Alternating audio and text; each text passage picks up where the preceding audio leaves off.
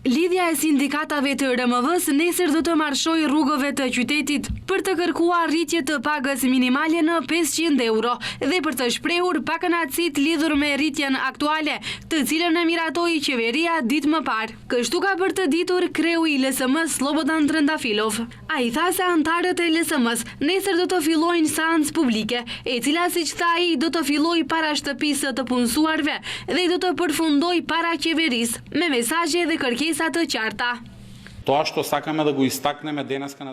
Ne do t'i dërgojmë mesazh kuvendit. Nuk mundet për deputet të ketë, ndërkaq për të punësuarit jo. Para otës ekonomike do t'u themi punëdhënësve. Dora e shtrirë sot nga një punionës se nesër mund të bëhet e grushi shtrënguar dhe para qeverisë do të përfundojmë me mesazhin. Nuk mund të merren vendime për punëtorët pa punëtorët. Sa më shumë të na sulmoni, aq më të fortë bëhemi. Ai theksoi se pakënaqësia e punëtorëve vjen nga fakti se politikat e ndërmarra nga krijuesit e atyre politikave janë në drejtim të gabuar dhe se janë në dëm të punëtorëve, dhe shtoi se përveç rritjes së pagës minimale në 500 euro, po kërkojnë edhe rritje të pagës prej 100 euro për të gjithë punëtorët.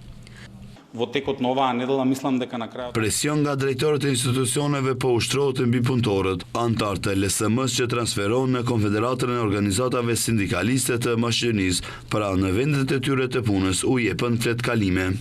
Duke ju përgjigjur akuzave të njëpasnjëshme të qeverisë, Trendafilov propozoi që të gjithë të zgjedhurit dhe të emëruarit, përfshirë dhe atë, nga dita e sotme të marrin 500 euro pak dhe në kuvend të kalohet ligj me të cilin paga minimale për punëtorët do të jetë 500 euro, ndërsa punëtorëve të tjerë të urritet paga për 100 euro.